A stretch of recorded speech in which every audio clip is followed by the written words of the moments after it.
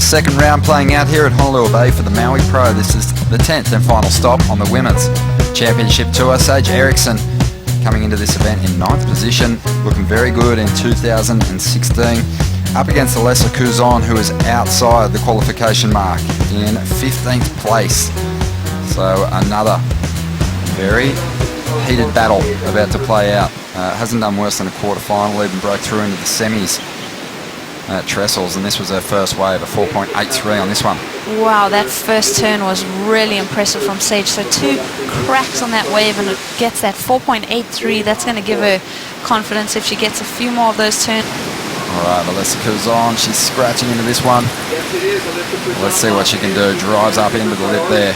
This wave really starting to bowl out, and again, whips that board through the pocket. Let's see how she finishes it off. Nice little cut back to rebound there. Just gets a little hung up for a moment. It stays with it.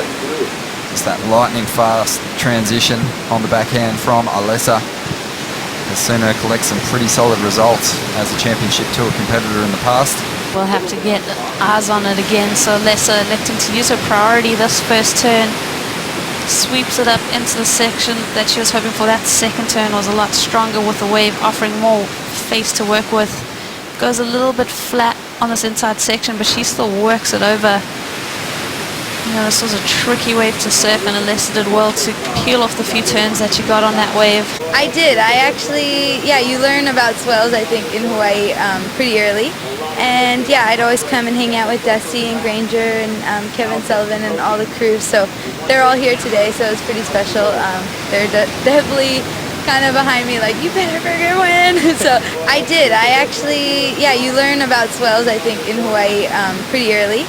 And yeah, I'd always come and hang out with Dusty and Granger and Kevin Sullivan and all the crew. So they're all here today, so it's pretty special. They're definitely kind of behind me, like, you better friggin' win. So there's some pressure, but it was really fun. It seems like the crew you just mentioned, like Dusty, not just here, but around the world, is that part of your support crew to win heats? Yes, it has been. We were laughing, Malia and Dusty and I were just down the bottom, and we're like, oh, it's a Portugal reunion. Wouldn't really be surprised if she did do that and double qualify. So we'll see. But Alessa Quizon, obviously from the judges' perspective, that first ride of hers looked pretty strong. And if she logged a 6.83 on that first wave, this one should be pretty decent too. It's provided some decent sections. She got a little hung up at the end of that ride though. Yeah, and there we go, Sage right out the back. So Sage out the back with priority. A few ways we're going to get another replay, another look. This is during the interview, Sage Erickson whipping that board around.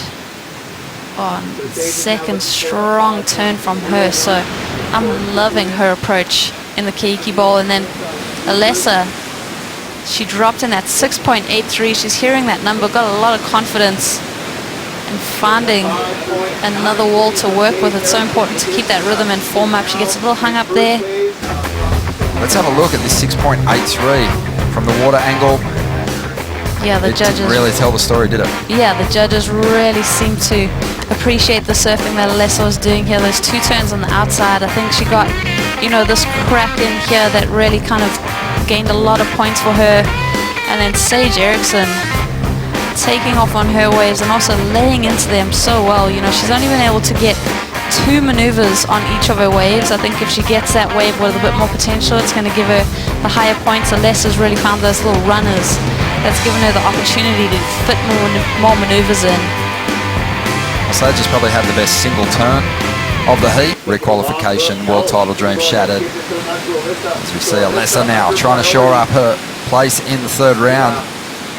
She's not going to do it on that ride, so Sage Erickson still well within striking distance here. Needs a 5.84. There's no better feeling than coming out with speed of the cave section and just linking up with that Keiki Bowl where it just bends in at you and you know you're in for a few buttery turns.